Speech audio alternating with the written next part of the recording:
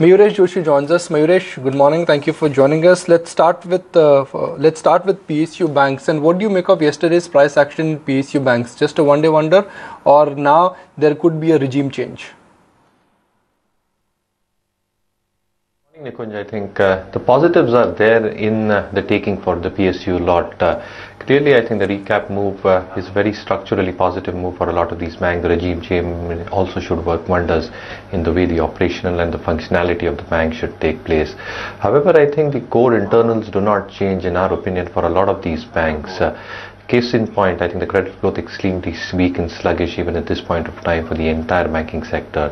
The other point is the kind of asset quality pressures that we've seen would still persist on the balance sheet for a lot of these players. Clearly, I think the kind of loans that they've given to iron and steel, infrastructure, real estate, sugar, if the working capital cycle does not improve, if the capex cycle does not kick off, you're still going to see stress happening on these assets going forward. So even though the valuations are very, very attractive at this point of time, and the hope is that the restructured books will look far better, leaner and meaner in times to come, our take is the internals will still take 3 to 4 quarters to say the least. So clearly, I think the trading momentum might continue 10-15% from the current levels as well. But clearly, I think a stock-specific approach is something that we mandate. State Bank is something that we've continued to like. We continue to prefer that within the entire world. Okay, some names which really fell hard in yesterday's trading session. And Amtek Auto, what a disastrous set of earnings, and you saw the stock collapse a fair bit. A 12% downtick is what we saw in Amtek Auto. And Mitesh, I want to get you in on the chart pattern. Considering the kind of breakdown that we've seen on Amtek Auto yesterday, do you sense that the stock could continue to languish for a while? I think the setup has clearly turned negative. But what is important is that the stock bottomed out around 130 sometime in March 2015 and then again in June 2015. So I think this level of 130 is an important support level. If the stock can continue holding above this level on closing basis, then you might see some kind of stability come in. But in case we see a breakdown, and the possibility of a breakdown is definitely higher over here. If we see the stock break and close below 130, I would expect targets of 115, 112 to be tested. The other one, of course, which was pretty weak yesterday was definitely Cipla. Remember, Cipla came out with a blowout set of numbers post-market hours on Friday, but the stock didn't quite react to it. It ran up pretty hard on Friday itself in anticipation of a good set of numbers, and you saw a fair amount of profit taking set in on Cipla in yesterday's session. Of course, Kamya just highlighted as to how Cipla is making the headlines as well this morning. Remember, it's the sole Indian contender for Cremer's Urban. Cremer Urban is a specialty drug, generic drug business of UCB, and the deal is pegged at about almost $1.3 billion. Cipla definitely is going to be the one which is going to be in focus today as well after that 5% downtake on Cipla yesterday. Ashwini, if I can come to you for the chart pattern on Cipla, what is the sense that you're getting about whether or not there's more weakness in store for the stock? Cipla basically is in a sideways trend between 570 and 750. So I would like Cipla to hold on to at least its 50-day moving average at 660 in case we want to see Cipla enter some sort of a trend. But yesterday's big move basically means that Cipla will enter a correction, and at least 650, 660 should come in over the next few days. Mayuresh, Cipla numbers were decent. They are looking at acquiring a $1 billion plus company in US in order to forge ahead in the generic market. Can Cipla be the odd one out?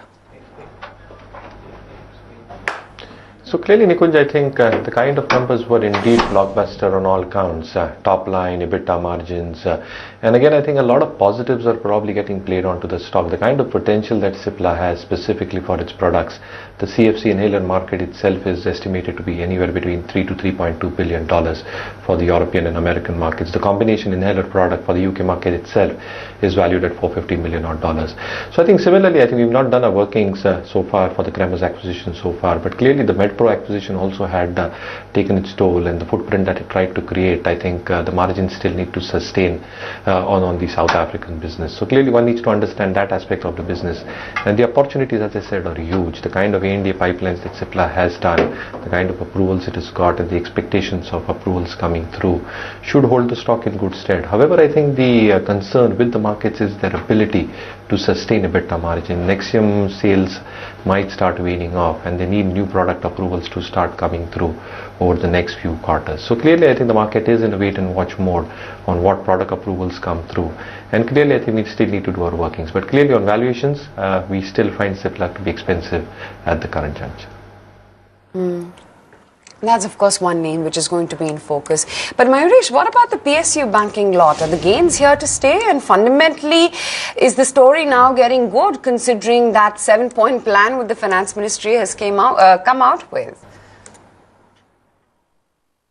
Morning, Aisha. I think structurally it is a positive move in terms of recapitalization of banks, and it does lead to a belief that a lot of the internal workings should start improving. However, I think the internal accruals itself look very, very weak. The asset quality pressure would still continue in our opinion, because the working capital constraints are still being evidently seen on a lot of sectors that they lend to: iron and steel, sugar, real estate, and that might continue for the next 2 quarters to say the least. Having said that, I think the credit growth itself is extremely sluggish for the entire banking lot. The kind of spreads and NIMs that these banks enjoy, the asset quality pressures would still continue. So in our opinion, I think State Bank is still something that we continue to prefer. And yes, I think from a trading perspective, another 10-15% on all these banks is not ruled out. But again, I think structurally nothing changes for these banks, at least for the next 2 to 3 quarters. So we'll still wait and watch for the other banks to post a good set of numbers, stable set of numbers, and then we'll probably take a call on the rest of the bank. Well, CCD is planning to go public, Mayuresh. Could that have a rub-off effect on Tata Global, Tata Coffee, CCL products? Could it be coffee time once again? So clearly, Nikunj, again, I think commoditized nature of these businesses, and one really needs to understand a lot of aspects. I think how the demand supply is panning out, the kind of realizations that one really expects from this business verticals itself. And again, I think our basic take is that the commodity nature of their businesses itself, I think the return ratios itself are very wobbly. So I think at this juncture, I think we'll give a skip to a lot of these commodity driven stocks. The numbers have to stabilize, which we don't see happening at least for a couple of quarters. So are you saying that the CCD issue will not have a rub-off effect on a Tata Global or a Tata Coffee? Because I thought Tata Global will gain because of Starbucks, and the fact that Tata Coffee owns 8 PM Coffee, it could see a rub-off effect.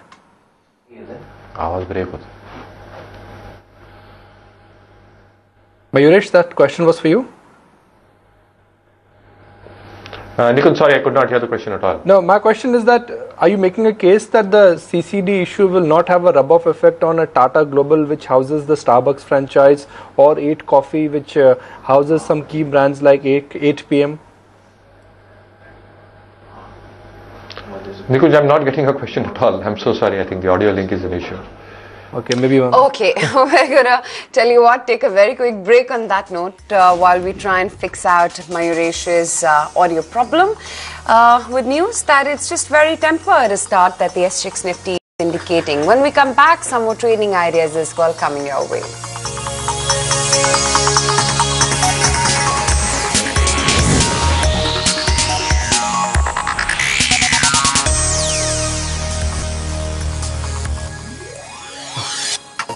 Okay, back with the market, counting down to the pre-open rates this morning. No currency markets today, considering it's the Parsi New Year, so a bank holiday there. But yes, commodities, they continue to slump, and Namex has managed to hit a fresh 6-year low for itself. The SGX Nifty is indicating just a very tempered in the green start, circling around the 8,500 mark as we speak, and it's a mixed bag when it comes to the global cues. China continues to be wobbly. Asia is not really holding out as well as the US cues were, so about a 0.5% gain across the US markets overnight. But let's go across to our technical experts, get in some more stock ideas going. And Ashwini, 2 stocks on your list, Shrey Infrastructure as well as Bharat Forge. What's the strategy for these? Bharat Forge has gone through a major correction and is now getting into some sort of trending phase. It's holding its averages. So that's a buy with a stop of 1220. Look for targets of 1300. And also Shrey Infra, yesterday along with PSU Financials had a fairly good day. So again, fresh move starting out here. This is a buy with a stop of 42, target of 51. Mitesh, what about stock ideas from you? What is it that you've picked out for our viewers? So I have a buy on IOB, which has managed to get past important supply zones, and PSU banks clearly have been buzzing. I would suggest a buy with a stop below 39.20 for targets of around 43.5. And the second recommendation is on KPIT, which after a few days of pullback to the short-term averages, ended the day yesterday with some kind of strong signals on the intraday charts. So I believe that it's resuming its uptrend. Would recommend a buy with a stop below 119.5 and targets of around 132 to begin with, possibly 137. What makes you bullish on Shrey Infra?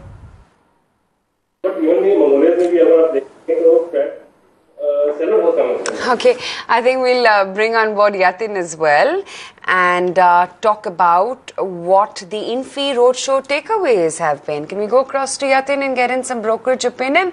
Okay, we will do that in just minutes from now.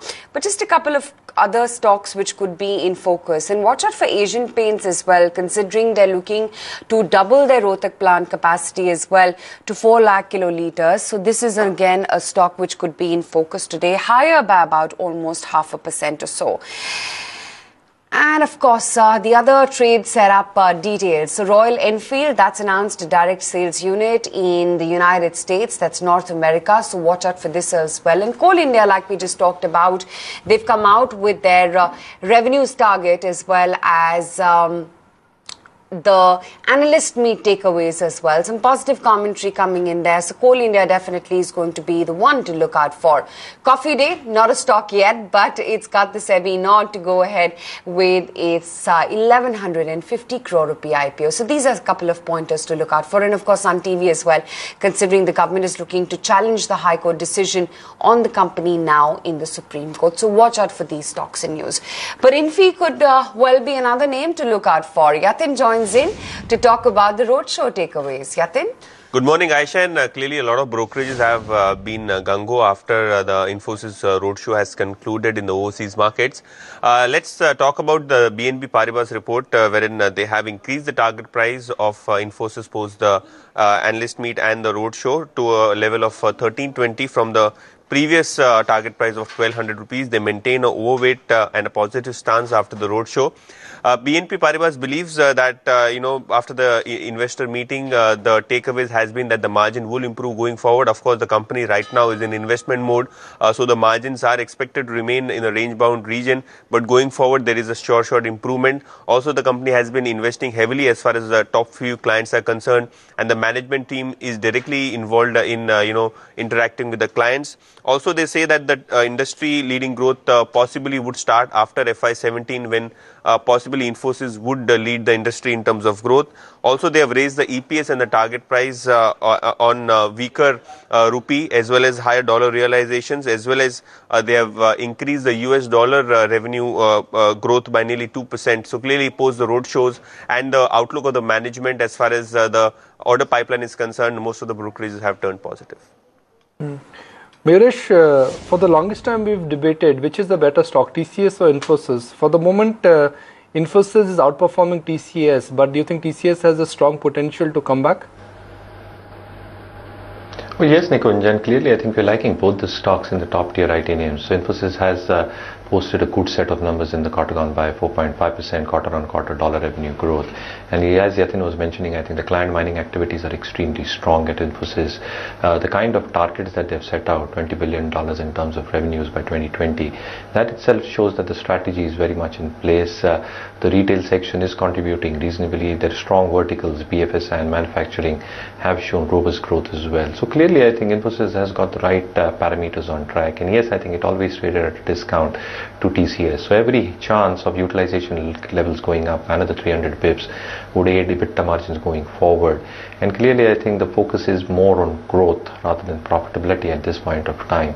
So clearly, I think over the next few quarters, you will see strong outperformance come through from Infosys. So it remains one of our top picks, but TCS equally as well. I think the management commentary has been good, their deal wins have been good, the kind of activities that they are doing in terms of client mining, SMAC technologies, I think that's going to aid them in a big way. Digital is going to be a big foray for TCS going forward. And though it trades at a premium, I think the premium would still continue for TCS. So yes, I think to put your question, I think Infosys and TCS is something that we are liking from the top tier IT space. I think both of them should do equally well over the next 12 to 15 months. Mayuresh, statements coming in from IMD yesterday saying that the monsoon deficit is likely to widen and impact the Kharif crop as well. What's the sense that you're getting about what it could mean for names like a Hero MotoCorp or for that matter Mahindra and Mahindra, considering their strong correlation to Indian monsoon? So clearly, Aisha, I think the correlation does exist, and a majority of the sales, specifically on the two-wheeler side, come through for stocks like Hero MotoCorp, Bajaj Auto. But clearly, I think Hero MotoCorp will get more affected because Bajaj also has the export component in it. So if the monsoons fail drastically, I think the volume degrowth might be quite evident on how Hero MotoCorp's fortunes pan out. And similarly for Mahindra and Mahindra, I think though they've indicated a 5 to 6% tractor volume growth, I think if there is a poor monsoon, there is every chance that they might have to retract back on the volume growth that they're perceiving for the tractor and the agriculture equipment segment overall. So clearly, I think the fortunes hinge on how monsoons pan out, and the stocks have moved up in a significant manner. So I think though we've got an accumulative rating on M&M even from the current price, we believe Hero MotoCorp is fairly priced at this point of time. Ashwini, JSW Steel, it had an interesting Monday. Could it be a great Tuesday for JSW Steel? Say it's hit almost its 200 DMA at about 980, but the kind of force it's moved up with, chances are that maybe we could see even 1050, not today, probably some correction, but it appears that this one could get beyond the 200-day moving average. Metals is likely to go through some sort of a pullback rally. In this rally, you could get 1050 on JSW Steel. Right, I'm also pointing out, let me also point out some FMCG stocks, and not across the board, select FMCG stocks yesterday corrected. Britannia, then you had some selling in Jubilant FoodWorks. In general, with the exception of Britannia, it's not turning out to be a very great month for any of the large cap FMCG stocks. Mitesh, is FMCG group, is that clan getting tired? See, I think in the last few weeks, if you see, it was practically stocks like Britannia and Dabur which were making new highs. Colgate and HUL were pretty sideways or trading in a range. I think from a trading point of view, FMCG does not interest me clearly because one, Britannia is extremely overstretched now, possibly will settle down into consolidation or go through some kind of correction. HUL still looks sideways to me, while Colgate, if it starts closing below 1960 odd levels, then we might have a breakdown on the short-term charts and we could see some kind of price correction. So I think Colgate is the only one which I would want to trade on the short side, but that too after a breakdown kind of confirmation. Well, counting down to the pre-open rates, and just maybe it could be a slightly positive start after yesterday's, wobbly market and a red close. Considering there are only, murmurs getting stronger that the parliament may actually reconvene for a span of about 4 days. That's after August 29th, once the Prime Minister does return back from his abroad travels, and the case only gets stronger for a GST passage. But yes, the market is hopeful. Let's wait and watch and see what really comes out of that. But that just may, spur investor sentiment on the street. So watch out for that. Watch out for what names like an Asian Paints and a whole host of others which are in the news this morning may actually do. Watch out for Eicher Motors as well. It's announced its direct distribution unit in North America. Coal India, You will also have Sun TV, which is going to be in focus. And then, of course, on account of the monsoon deficit, watch out for Hero MotoCorp and M&M as well. Those are the first pre-open rates, an 8,500 start, in line with what the SGX Nifty was indicating. And now the Nifty is powering up even further. But the Sensex rate, to be honest, is a lot more believable. Now, currency markets today, so let's check in on what the gainers are and where you're seeing the strength actually come in. And a couple of those movers will just come out for you on your screens. You also have a whole host of others which could be in focus today, considering Hindalco's unit, that's Utkal, is going to invest about 7,000 crore rupee in Odisha alumina plant. Watch out for that as well. And Nifty is powering up even further now. Looks like a bit of an aberration. We'll give those rates some time to stabilize. In fee, Power Grid, HCL Technologies, Lupin, L&T, SBI, those are your big winners this morning. And Tech Mahindra, that's gotten off to a red start. So is Z, Vedanta, Ambuja and Yes Bank. They are your losers this morning. Well, currency markets are shut, so no update is going to come from the currency market. But for the moment, it's all about PSU banks, and I want to revisit that clan once again. That was the clan, that was the group which honestly made all the difference. Bank of Baroda. Now, bear in mind, most of the large tier PSU banks, on an average, from the recent lows, are up by about 15 to 17%. State Bank of India is marching towards 282 rupees. Can Bank is at 346 rupees. And I also want to mark the smaller ones. Now, Andhra Bank, IOB, all of them were clearly in a party mode on Monday. Let's see if there is some fall of buying. Very difficult to make a fundamental case that anything will change irrespective of the government plan. At best, banks will have a better balance sheet to lend more, so thankfully when the economy picks up, they will be able to participate more. But NPA concerns, lending culture, those problems I don't think will really change in a hurry. These are poor businesses, and poor businesses don't magically turn around. Let's also mark Amara Raja Battery and Birla Corp. Now, Birla Corp, after the Lafarge acquisition, exploded. It was up 17-18%. So that's Amara Raja for you, 1062. Birla Corp is at 539 rupees. Mayuresh, as a house, do you have a coverage on mid-cap cement? If yes, which one? Oh yes, Nikunj. So clearly I think the stocks we are preferring from the mid-cap pack are stocks like JK Cement, JK Lakshmi Cement.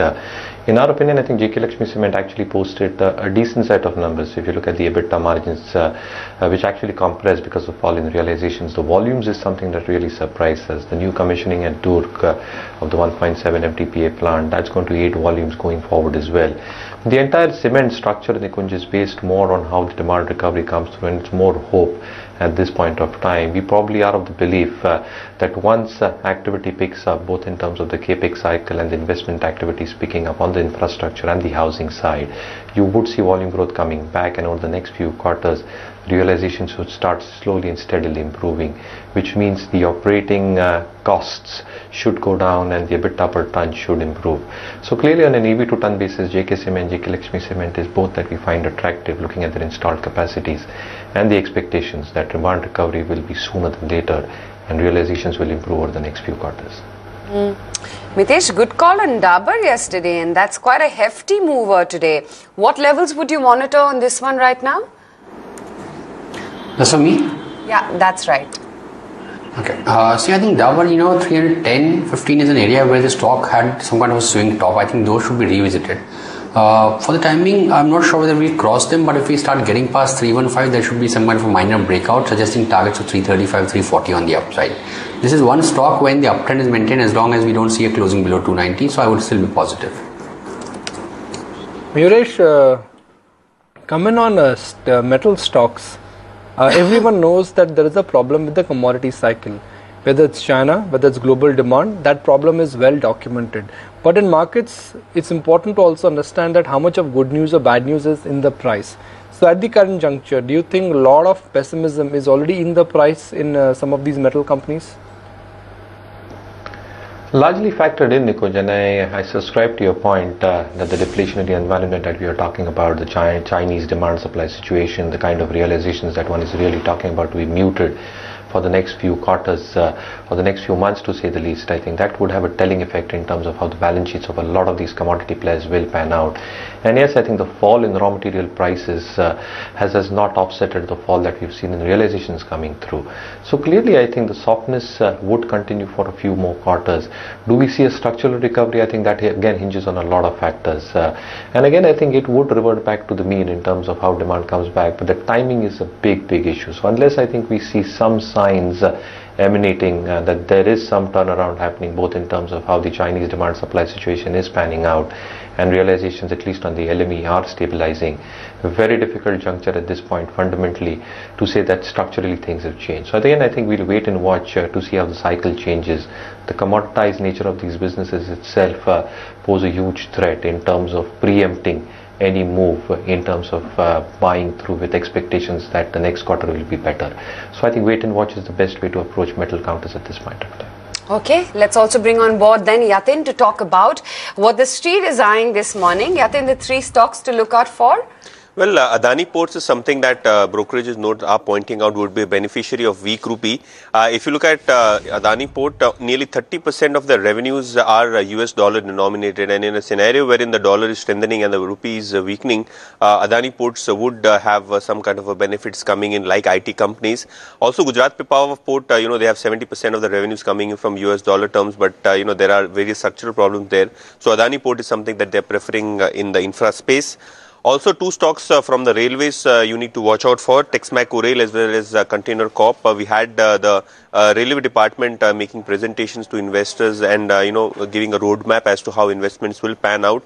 In fact, Citi has come out with a note and saying that high government spending on the railways, which is much required, will improve the order books as well as revenue visibility for all of these companies. So Container Corp and Texmaco Rail is something that dealers are focusing for day trading today.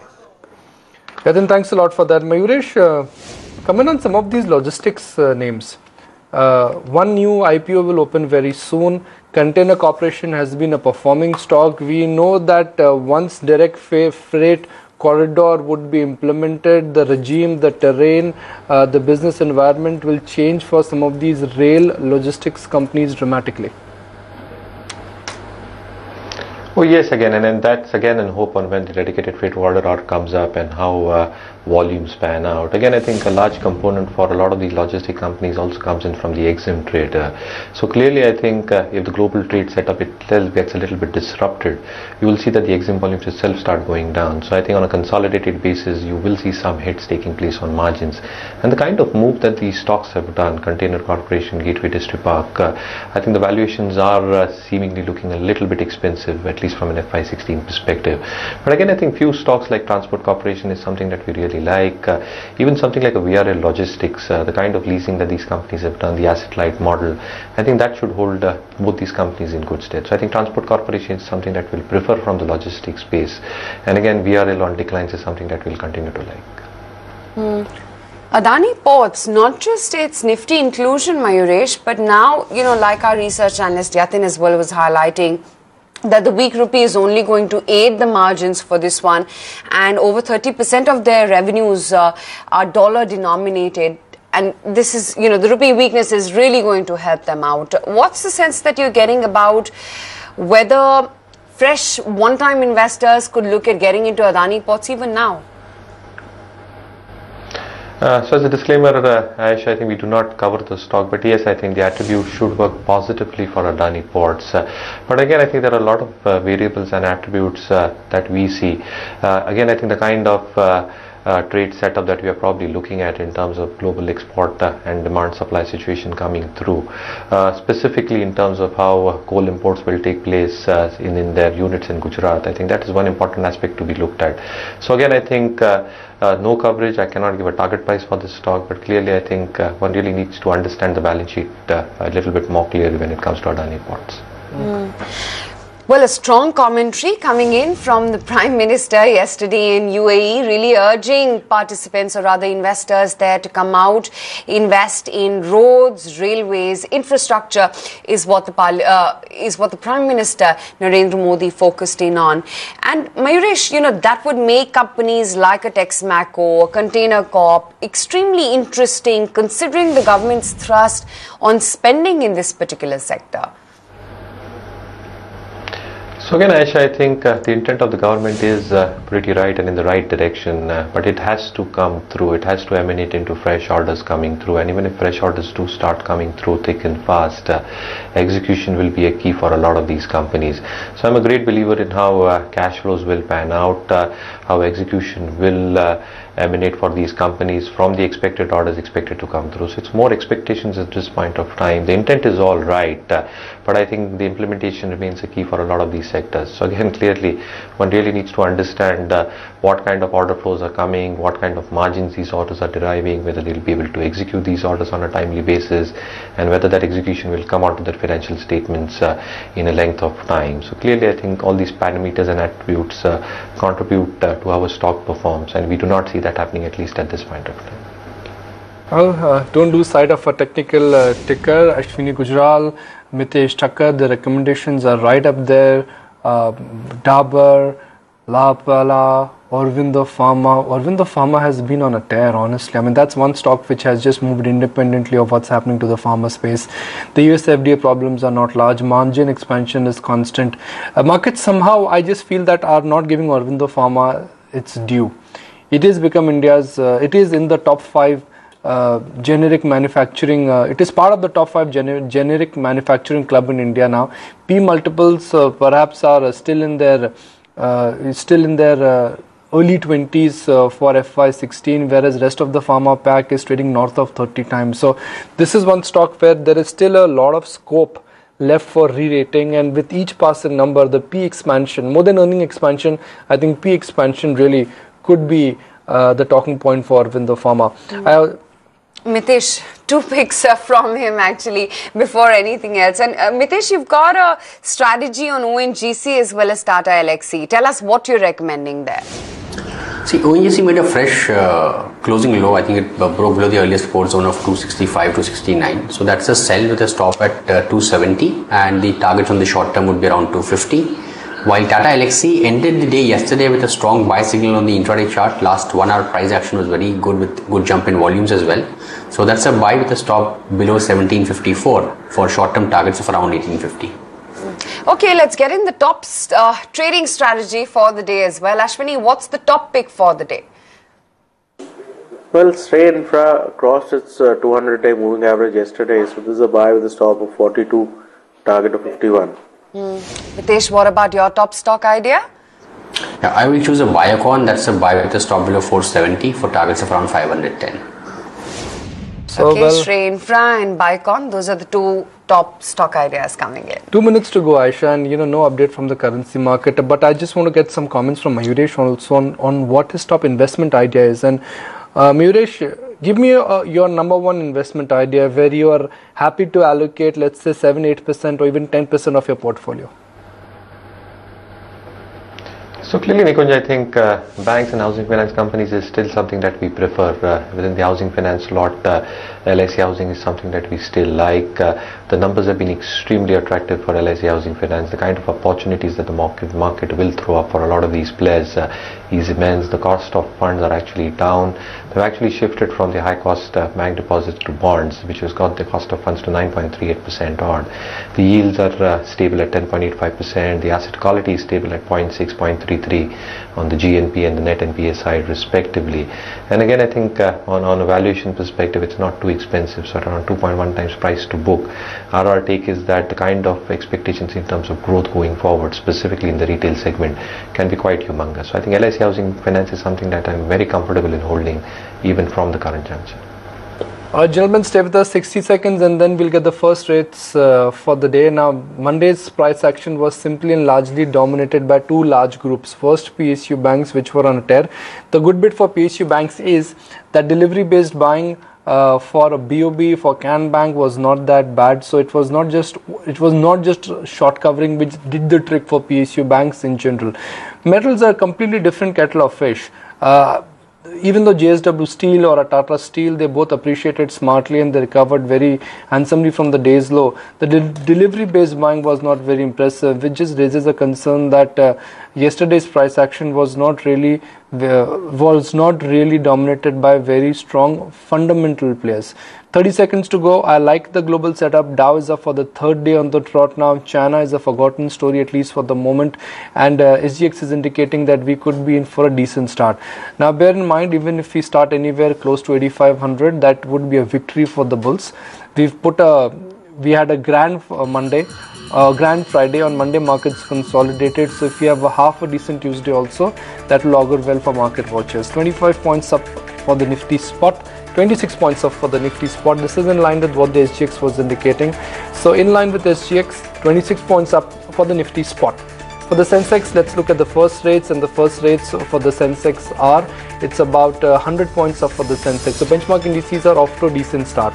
I want to look at the PSU banking plan, and then we look at some of the metal stocks before we identify some news makers. From the PSU banking space, it has to be PNB, BOB, SBI, and to a large extent IOB. So with the exception of SBI, none of the other PSU banks are off to a great start. This is unlike what we saw yesterday when all the PSU banks were off to a very powerful start of about 5 to 7%.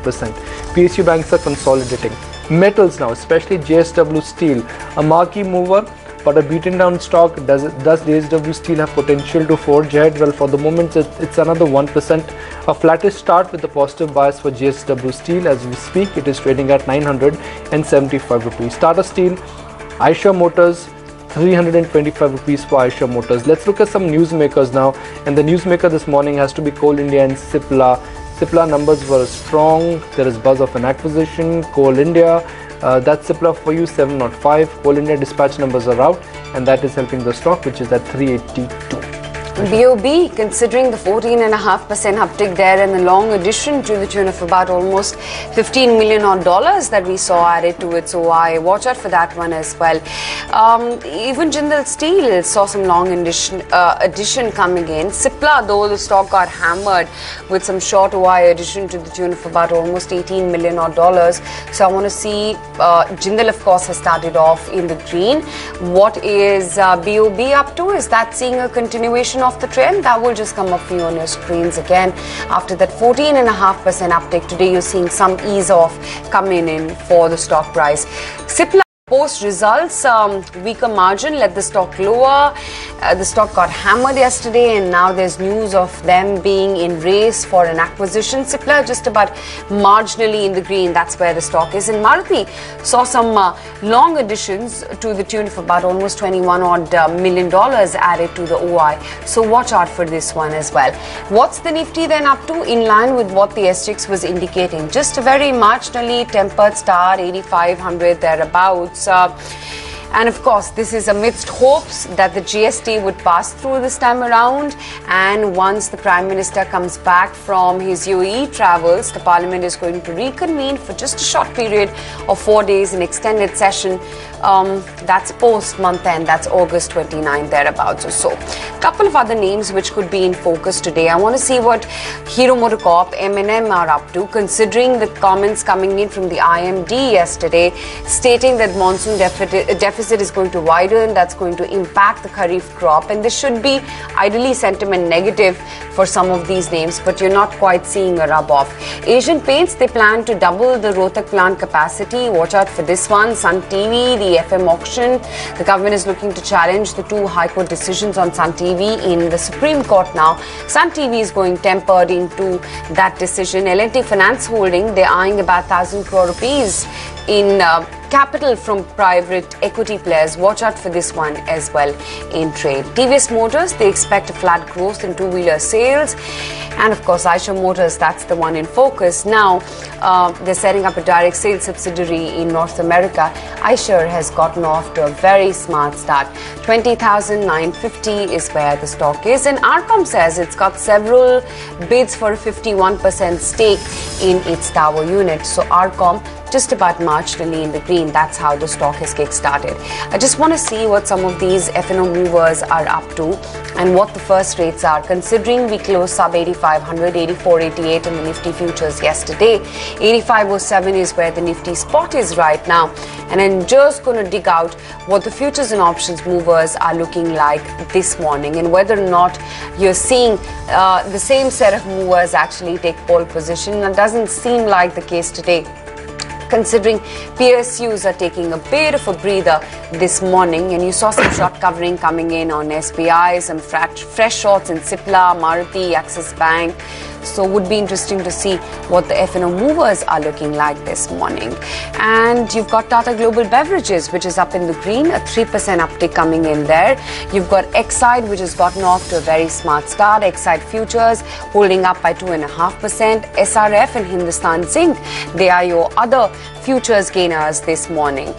On the flip side, it's Bank of India, Can Bank, IDBI, DOB and Sun TV. So the entire chunk of PSUs, Nikunj, is finally taking a breather after that phenomenal ride that they've had yesterday. Yesterday was about a short covering and more like a sentimental push. I mean, let's be real, nothing will change overnight for some of these PSU banks. So it's logical that these strong gains, at least the mid-tier PSU banks, they registered on Monday, they will get arrested. But the real action and excitement is there in the coffee space. Thank you, Cafe Coffee Day. That's what I'm sure the existing shareholders of Tata Coffee, CCL Products and Tata Global Beverages would be saying. Tata Coffee is not only off to an explosive start, this one is off on very strong volumes. CCL Products, very strong volumes. Tata Global Beverages will gain immensely. There is no connection. The only connection is that Tata Global Beverages houses the Starbucks franchise. The Starbucks franchise is actually with the Tata Coffee, and Tata Global Beverages is the holding company of Tata Coffee. So that really is the connection here. There you go. There's a price volume breakout also on Tata Coffee. I flagged off to our viewers that watch out for this sentimental impact now that the IPO bazaar is actually hot. In fact, I've been told that in next 10 days 3 large IPOs would be coming out. There is a logistics company, Cafe Coffee Day, and then Pennar Engineering, or one of the subsidiaries of Pennar, also is planning to go public. Ashwini Gujral, a price volume breakout on Tata Coffee. Could it be a good day of trade for Tata Coffee? It appears to be a good day for tea and coffee. McLeod Russell, Tata Global, Tata Coffee, everything is doing well, but this looks best of the lot, and possibly next target here is about 125, 130. Another key breakout is CNX IT.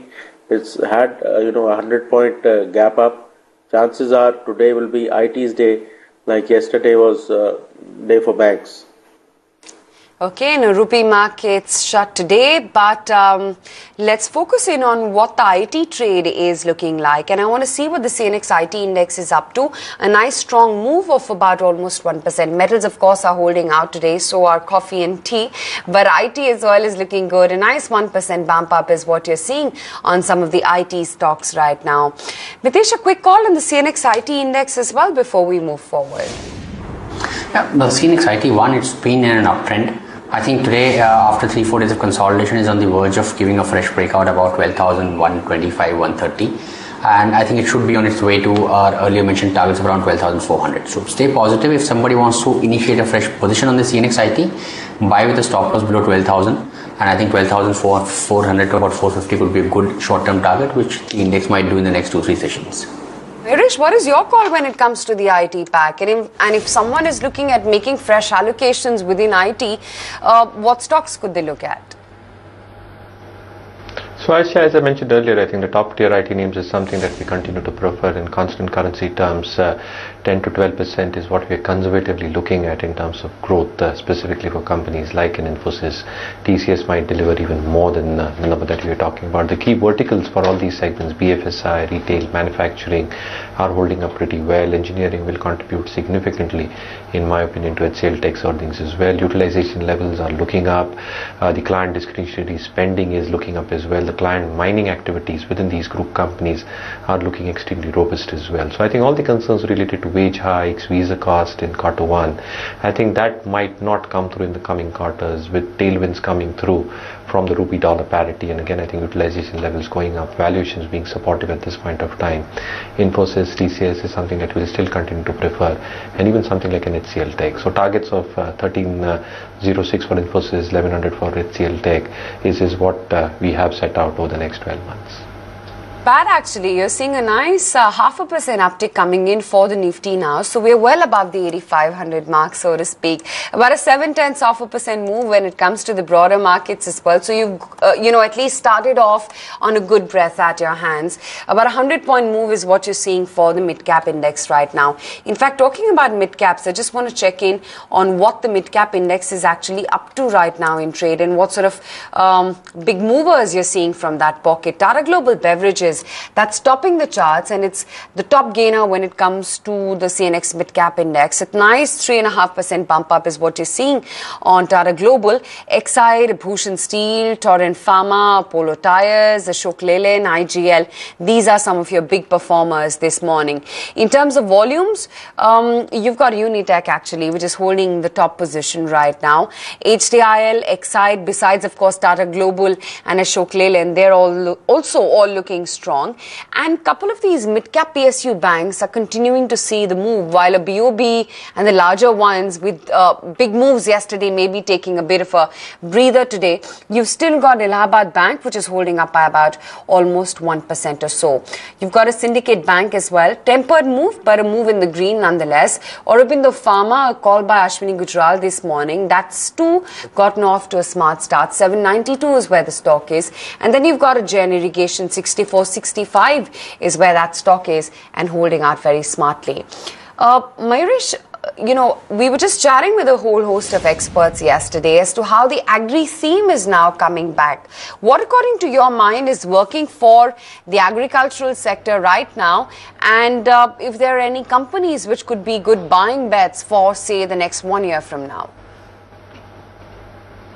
So clearly, Aisha, I think something like United Phosphorus is what we liked a few quarters back. It's clearly moved up substantially. But for all the other agri players, I think one really needs to understand how growth dynamics are panning out. Take the instance of seed companies. I think they're clearly struggling with the monsoons not expected to come through, at least for this year.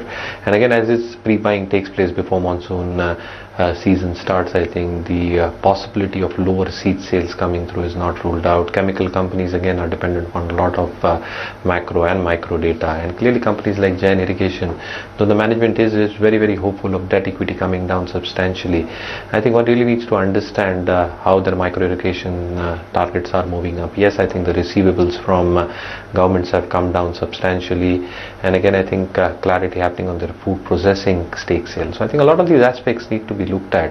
So I think we're still looking at a lot of these companies. No definitive buy call still on the food stocks yet. Okay, Mayuresh, great chatting with you, and thanks for taking time out and speaking with us today. Thank you so much. Okay, that's the view from Mayuresh Joshi from Angel Broking. Dabur, that's at a 3-day high, holding up steadily. You're seeing a good price volume breakout in that stock, about 1.5%, and almost, good spike up in terms of volumes as